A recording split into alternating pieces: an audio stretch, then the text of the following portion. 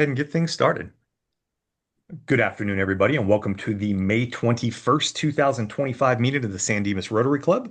My name is Steve Scott. I am the president of the club. Let's go around the room and give our Rotarians an opportunity to introduce themselves. Marilyn Sparks, it is wonderful to see your face. How are you? I'm well. How about you? Doing great. I, Tell it's us who, it's been so long. Do I need to do anything else? yeah, just tell us who you are, what you do. Marilyn Sparks. I own an insurance agency in town. I serve as the Los Angeles County Insurance Commissioner, and I also provide my volunteer services for a host of other things in both Glendora and San Dimas. You do indeed. Well, thank you for being here. Know how busy you are. We really appreciate it. Elizabeth Sachs, how are things today? Very well, thank you, Steve. Good morning, everyone, or I should say good afternoon. I'm a retired LASO and a fairly new Rotarian, and it's always great to be here. And we're happy to see you. Hi, Sylvia. How you doing today? Good, thank you. I hope you are too, Steve. My name Doing is great. Sylvia Melendez. I'm the CEO of the San Dimas Chamber of Commerce. Thanks so much for beann here. And Mary Ann Kistler, how we doing today? Doing fine, thank you, Steve. I'm Mary Ann Kistler. I have been in Rotary for over 30 years, I guess. And I am the current international chair. Excellent. Thanks for being here. Hi, Rita. Looks like you're in your car. How's everything going? Okay. We'll come back to Rita. She's muted, but she's driving. As an insurance agent myself, we appreciate the safety. So I just thought about it that I have Elizabeth and you guys on here, and hopefully no one's judging me for holding my phone at the moment. I will put it down as soon as I introduce myself. Rita McGee. I'm judging. I know. I'm on my way back to the office. Rita McGee, local probate attorney here in town, also volunteer and sit on a bunch of local boards and Excellent. committees. Thanks, Rita. Now put your phone down. I am. And Raymond Foster, how are you today, sir? Excellent, Steve. Raymond Foster, your current secretary and Zoom master. And Rita, I was judging you, but not for the phone. So there you go.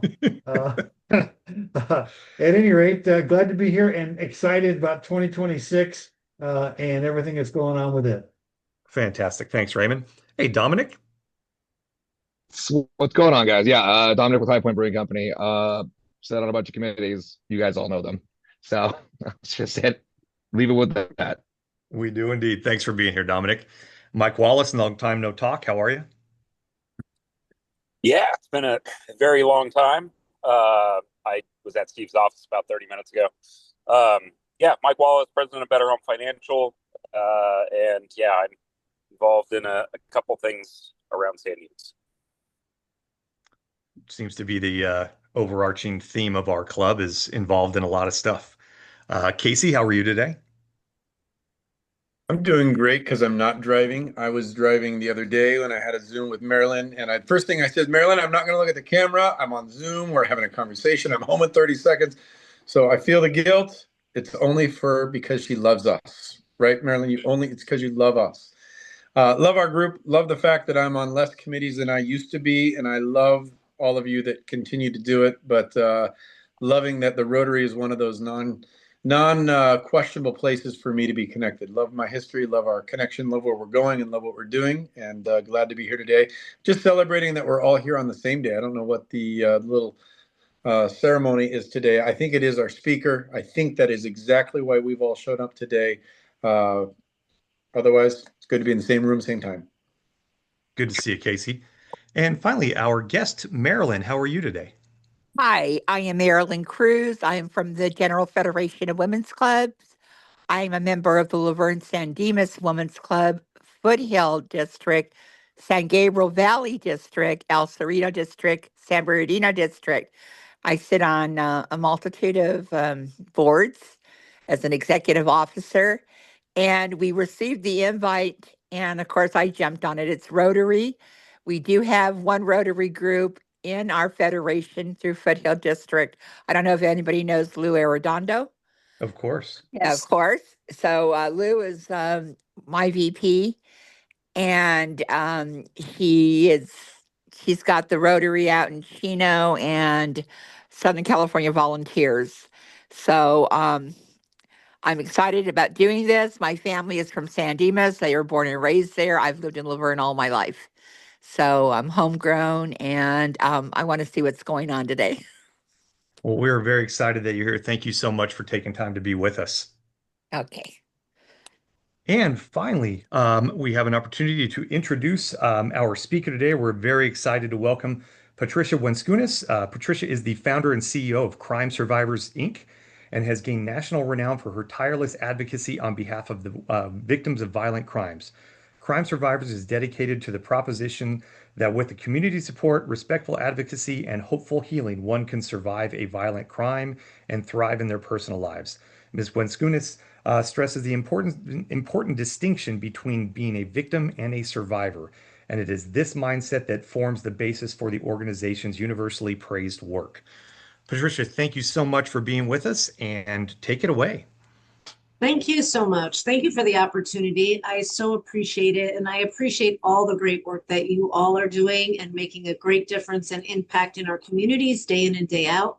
We always know if you want to ask someone to get something done, ask a busy person, right? And we always know that if somebody's on one board, they're typically on many other boards or committees. So thank you so much for all the great work that all of you are doing. The reason why I do what I do day in and day out, I'm the founder CEO of our nonprofit organization called Crime Survivors and the Crime Survivors Resource Center. Mainly because on April 4th of 2002, my personal trainer came into my home, drugged me, wrapped my face and head in saran wrap, beat me black and blue, screaming that he was going to kill me and my 12-year-old son at the time.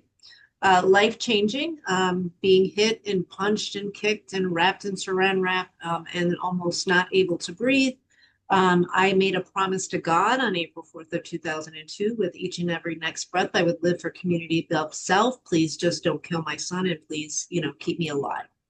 For me personally, with faith, there is hope. That's what I've always lived by. And I was able to get over my 12-foot balcony, eventually to get away from him, to get to a neighbor's house to call 911. He was charged with deliberate premeditated attempted murder, burglary in the first degree, assault with a deadly weapon, and criminal threats. And through our legal system, he served approximately 120 days, 5 years anger management, and 5 years probation. What I thought was way back then, what I thought was really bad within our system, it's actually worse for victims and survivors in this climate. Sadly, to tell you, but it is because of laws like AB 109 and Prop 47 and Prop 57 and us coddling the offenders and the criminals and wanting to continuously release them out. Justice is not being served, unfortunately, but that doesn't take away from the incredible work that our law enforcement partners are doing. Our victim advocates, our service providers that are really working every single day within the community, although that is very challenging right now as well because of budget cuts, everything else that's going on within the community that I feel like we're in extreme crisis right now. We are in crisis with domestic violence rates are higher than they have been. DUIs are up 33% at a 13-year high. Suicides are at an all-time high, especially within teenagers, law enforcement, and service providers, continuously growing. Mental health, mental illness, mental wellness, we're struggling with day in and day out as well. It's very challenging, especially with the inflation in the economy and the continuously changes within our communities. But we're here doing what we're doing. I'm so proud to say we're celebrating our 22nd year this year. We started in the city of Irvine, and I started it to really make a difference and an impact and to bring awareness to communities to say crime happens. It happens in every city, whether you're in the safest city, whatever county you're in, whatever state you're in, it doesn't matter. Crime does happen. We're not here to scare people. We're just letting them know what crimes are happening. Prevention. How do you prevent crimes from happening in your community? So we're out there doing our due diligence to do self-defense and safety classes. We're there to bring town hall meetings to our communities to say, how can you keep your safe, your business, your home, your personal space safe and protected? And then advocacy, advocating on behalf of those that have been victims of crime.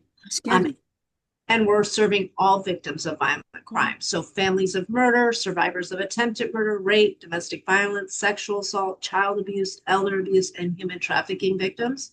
And we've become, or I've become really, a voice for the voiceless. Whether it's locally, whether it's throughout the state, wherever it is, I go out and I speak. And I always say we can agree to disagree with respect. But in order to make a difference and an impact, we should always be at the table together. We should be able to use the voice for those that cannot use their own voice, to be able to not only empower and strengthen and guide and provide, talk to our elected officials, talk to our law enforcement partners, talk to our community members, and how can we stop and break the cycles of victimization and trauma? How do we talk to our local businesses to make sure that they're not continuously broken into like they have been these last several months and last couple of years? It's just been unbelievable to witness and see as well. Also is healing. How do victims and survivors heal? Where do they go to get help? I myself was victimized, but I'm not a victim. I'm a survivor. I'm a thriver. I'm a mother. I'm a grandmother. I'm a community leader. I'm a woman of God. I'm so much more than what happened to me on April 4th. And that's what our agency and organization want other victims to know, that it's not their fault of what they went through. They're not alone, that they can come to our resource center. They can come to wherever we're at, and we'll meet them wherever they're at as well. Even though we started in the city of Irvine 22 years ago, our resource center is located in Santa Ana, but we serve all of Southern California. The last several years, we've probably served more LA victims than we have in any county.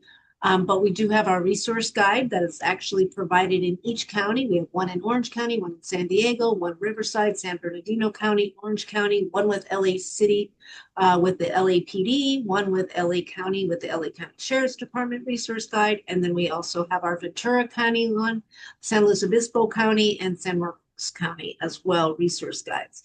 One of the greatest things about our agency and organization is we're not only a resource, we also collaborate and partner with thousands of other service providers. Because I know one agency cannot do it alone, and nor should they do it alone, and we are better and stronger together.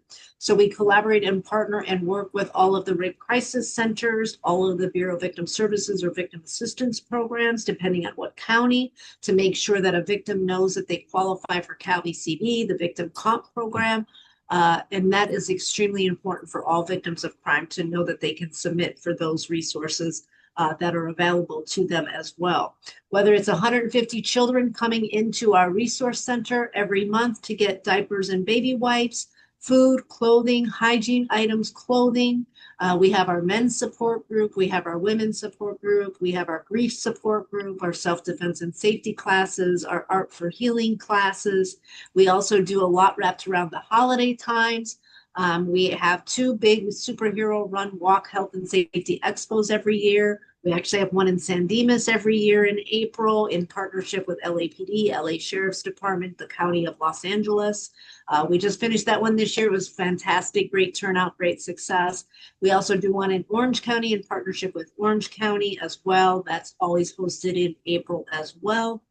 And then we do a gala every year where we award and recognize individuals, community members, businesses, clubs for going above and beyond the call of duty to help victims of violent crime. That one is coming up on October 23rd. We do a lot wrapped around the holiday season. We usually help around over 400 for Easter every year, where we give toys to the kiddos, grocery store gift cards to the families, food, hygiene items, and more. We have a Halloween event every year where we do trick-or-treating and goodies for the kiddos. Last year, we did our Thanksgiving giveaway, and that's in partnership with law enforcement and service providers, where we give meal cards away, and we have a fun healing gratitude day for survivors as well. Christmas was the largest event that we did was last year. We helped over 1,200 survivors. Over 6,500 toys were distributed to the kids, diapers, wipes, blankets, stuffed animals, Christmas stockings, hygiene items, and a breakfast together and a day of fun and healing. Because as you know, the holidays can be very challenging for survivors during the holiday season. We also don't stay in a box. So whatever a victim and a survivor needs, either we're going to provide it or we're going to guide it or direct it within another agency and partner that we work with. We have an education fund. We give around 450 backpacks and school supplies for the back to school program. Sometimes we give out laptops, iPads. We distributed over 50 mattresses, box springs, bedding, and sheets and pillows last year to victims that have been raped or sexually assaulted in their bed, so that they don't have to sleep in the bed that they were attacked in. So that's some of the stuff that we do. I know I'm talking really fast because I know I only have 20 minutes and I wanted to try to get in as much as I possibly can. But I'm really proud of our organization, our board of directors, our advisory members, our council members. We have everything from sheriffs to elected officials, to business owners, to community members, and we're always looking for help and support. Whether you want to join as an advisory member, a council member, if you want to volunteer for one of our programs or events, you want to host a drive, we're always in need of shampoo and cream rinse and toothpaste and baby wipes and stuffed animals and blankets and toys. It's a revolving door. We also distribute through our law enforcement partners, through our healing rooms that we have 15 of them at different law enforcement agencies. We're constantly working with the detectives, with the Homicide Bureau, the Special Victims Bureau, especially in Los Angeles County. We have a great partnership and relationship for 22 years that we're very proud of. So I would love to open it up for any questions, comments, or feedback. I'll also include my email and my website and our annual report as well in the chat section. Excellent. Thank you for doing that. Thank you for that presentation. That your passion for what you do is so evident. So thank you for sharing that with all of us.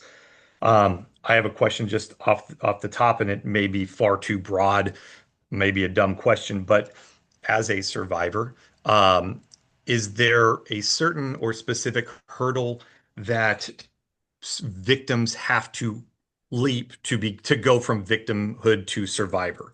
Is there some common denominator that you see that allows people to make that leap? You know, I wish I could come up with that, because I probably would be like a, I don't know, I'd probably like be able to put it in a bottle and sell it or something to that effect, or give it away or whatever, market it in a certain degree, right?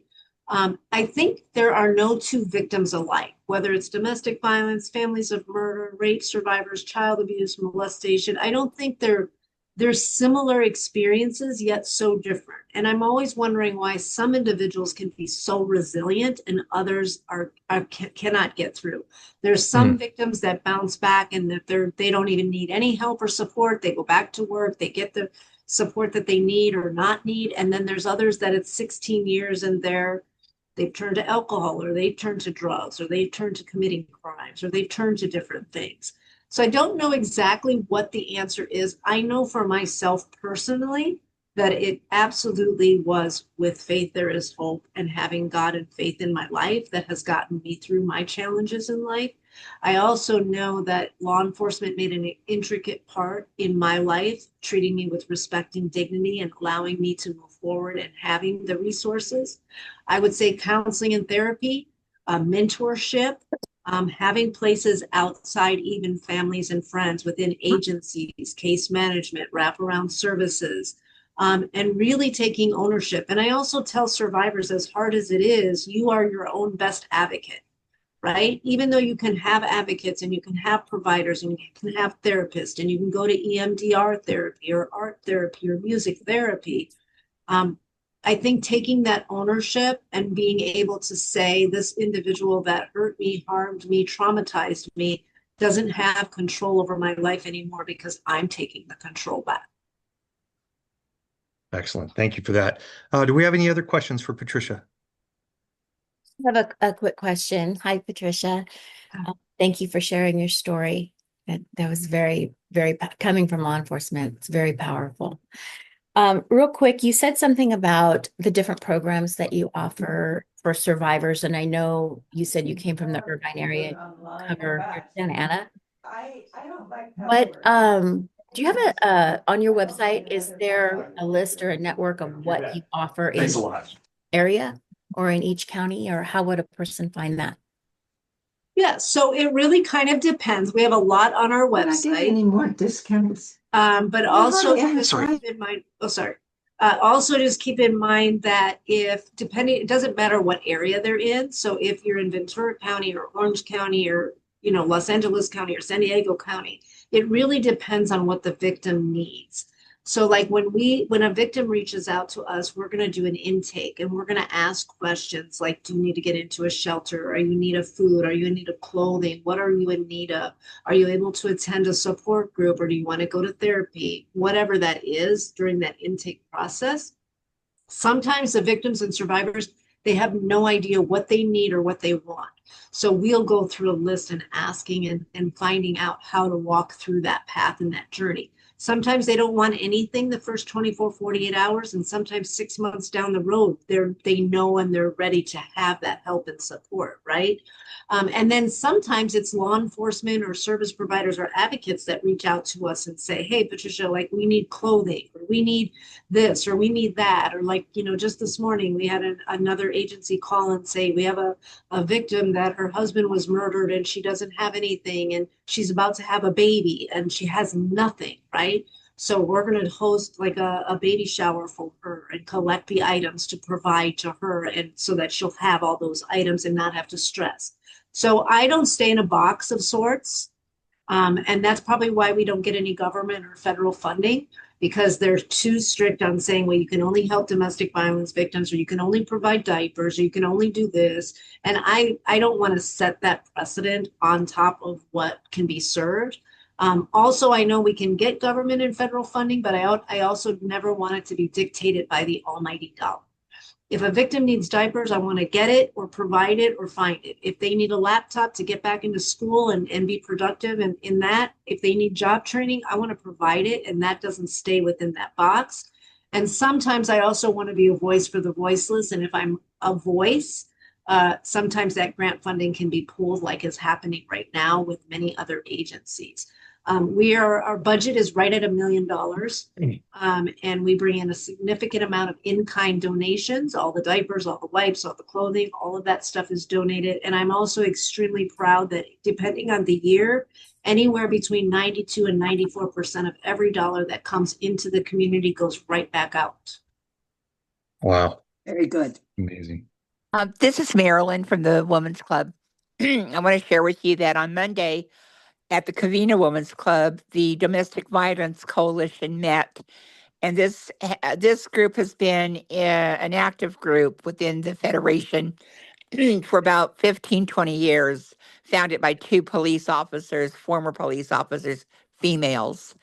So I am a survivor for an assault that occurred at Pomona Valley Hospital. I'm also a facilitator for survivors of suicide. So I've gone through a lot of that training. But I wanted to ask you, were you invited to the expo that's going to happen at the Covina Women's Club on May the 31st? I believe I have had an invite through there. I have to double check and look, but I know the Women's Club with Colleen, she from the Cerritos Club their club has been extremely generous and supportive for years to our organization as well. Okay. But any Good. invites that I can get, I'm always happy to come out and speak, present, provide materials, information, whatever I can do in collaborative partnership with anybody's club, or if there's ways for us to put on events together, if there's ways for us to share what you're working on, we're always happy to do that. Thank you. Hopefully I'll get them to contact you and make sure, because that expo is coming up and it's going to be an incredible expo, and we'd love to see you there. Thank you so much. Okay.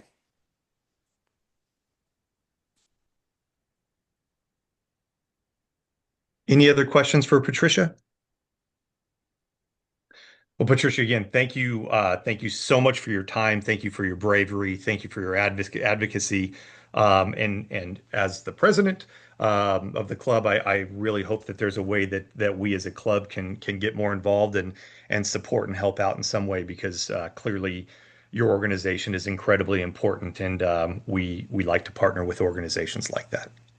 Thank you. And thank you so much for the opportunity. Check out our website, check out our annual report. You can see who's all involved. And yes, please consider us if you're ever doing a drive or making donations. Please consider us, or if there's anything that we can do to help you, please let us know. And thank you for your understanding. I am going to log off just because I do have a bunch of survivors coming to pick up diapers today. It's So far more important than to listen to us speak. So please go do what you do.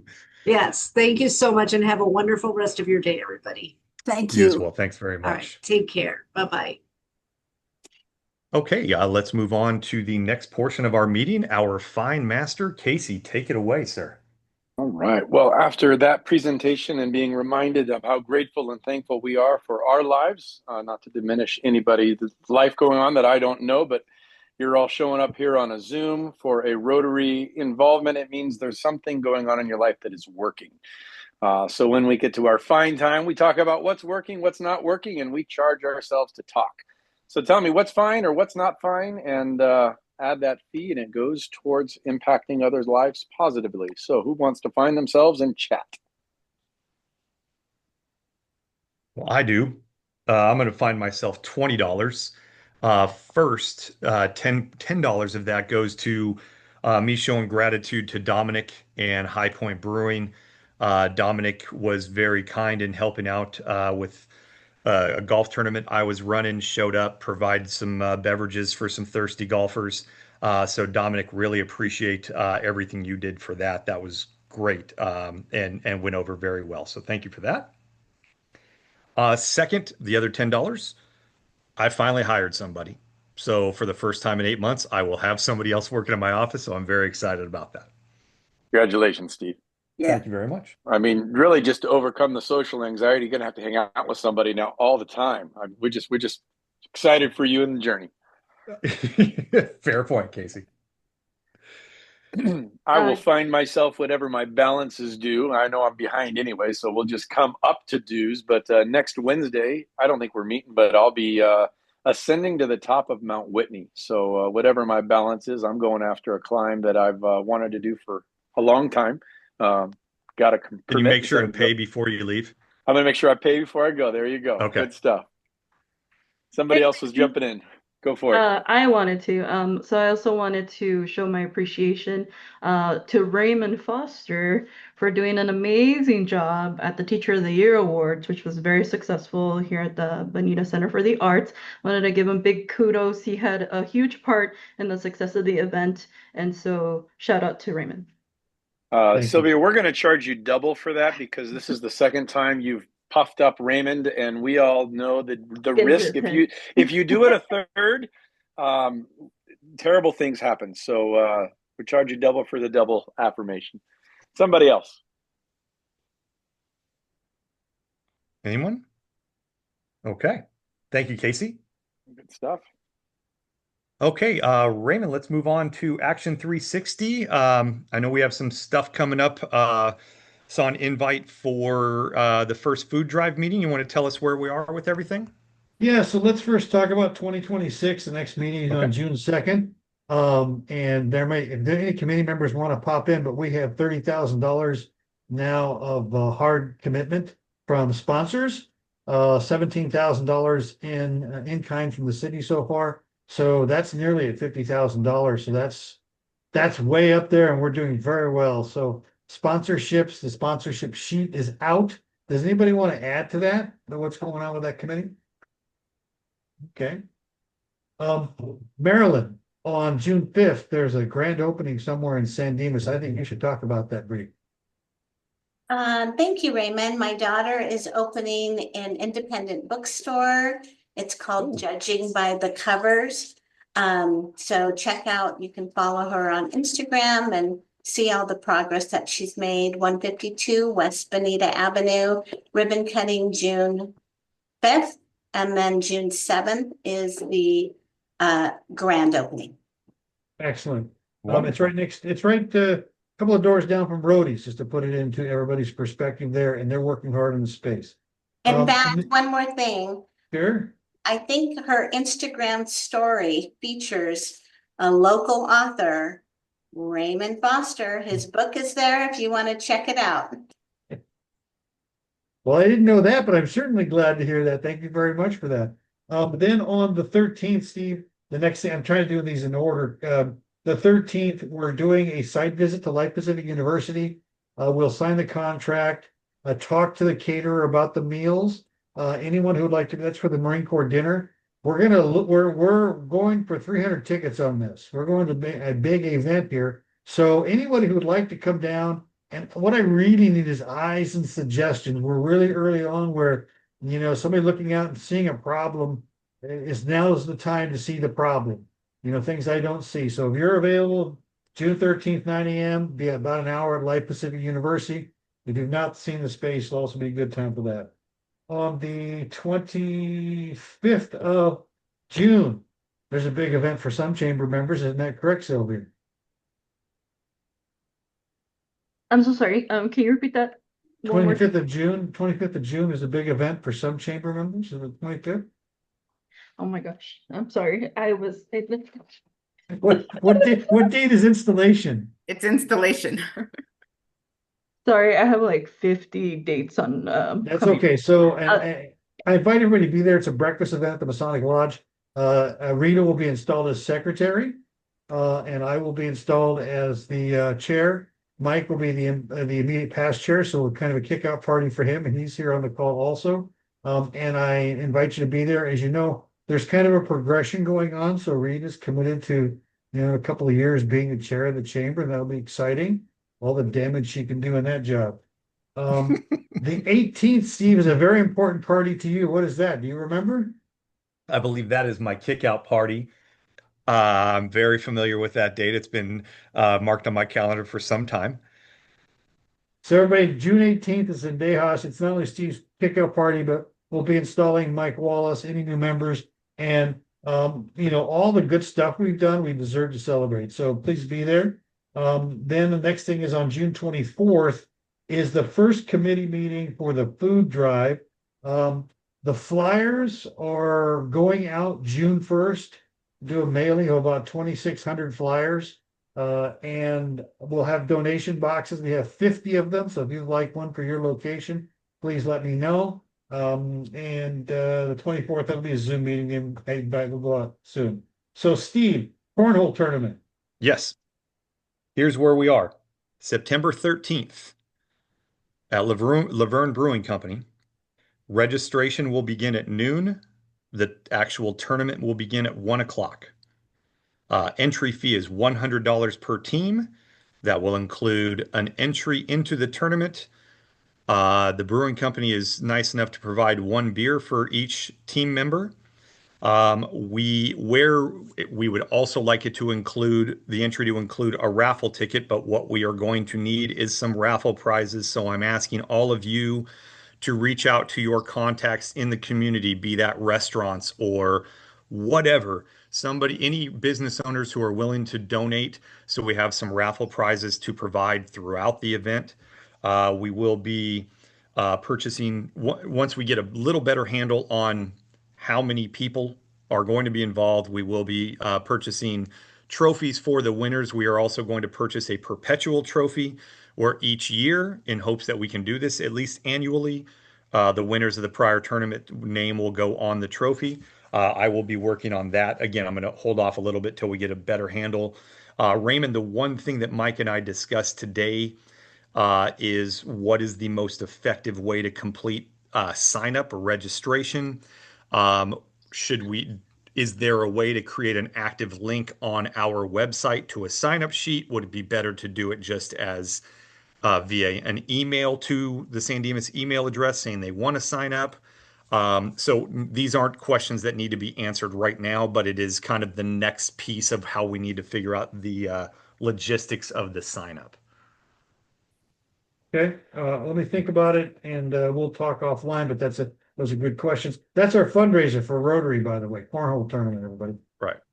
So the way we're looking at this is, if we get 30 teams, we make $3,000, and then there obviously be some expenses, but that money will go straight back into 51% or more will go back into feeding military families. The remainder will go to our other local community projects like teacher mini grants, et cetera. So it's a worthwhile event, and it should be a lot of fun. And we're hoping to get ideally 40-ish teams would be a great start. Excellent. Anything else, Oh, Raymond? yeah, one more thing. Because as Patricia was talking, I think she'd be a great booth at a wellness fair. Something that we don't have in the community. Maybe one of the community organizations we could actually step up. But Marilyn, I will talk about that. But if you don't know, the chamber's got a wellness fair that we're working on diligently, and it's looking very good. Is there anything you want to add, Marilyn, on that, or Sylvia? Oh, you're muted, Marilyn. I would say that once the information is published, as far as like the application, be sure to chamber members have first right of refusal, but space is very limited. And so you've got to respond right away. And then we will open it up if there's space available. We are happy to open it up to non-chamber members for a small fee. Excellent. That's all I've got for Action 360 I can think of, unless somebody thinks of something we've missed there. Oh, Frida has her hand up, but she's eating, so let's wait now. No, I'm done. I finished. Raymond forgot to mention June 12th is our open house. I guess it's a chamber mixer here at our office. Oh, I see. If you guys are free that day, all are welcome. We will have appetizers and drinks. So come on by. What time is that, Rita? Mm, 5. 5. 5? Okay, perfect. Thank you. Yeah. Excellent. So, Raymond, you went through a bunch of dates there. I don't know if you still want to put the calendar up, or we kind of just did that, so I don't know if it's redundant. Just look at the meetings real quick so we get an idea what's going on. I did, Elizabeth, receive your suggestion today, and I will reply to that. Thank you very much. We have coming up on the 4th is Matt Lyons in his new job. After that will be Matt Ween from BUSD on the 11th. And then our last meeting of Steve's year is the Hope Team from Melanie Sitz. And then as we begin into Mike's year, we have Lisa Kirkwood is another kind of HR specialist, and we're just beginning to plug stuff in as we go. So if you have speaker suggestions, please let me know and I'll start to plug them in. Fantastic. Thank you. And as we always do when we finish up our meetings, we talk about the four-way test, and no better person to do that than Mike Wallace. Hi, everyone. So as everyone knows by now, the four-way test was developed by Rotarians of everything we think, say, and do. It's an ethical test to make sure that we are acting in an appropriate manner. And that four-way test is of everything we think, say, and do. Is it the truth? Is it fair to all concerned? Will it build goodwill and better friendships? And will it be beneficial to all concerned? And that's today's four-way test.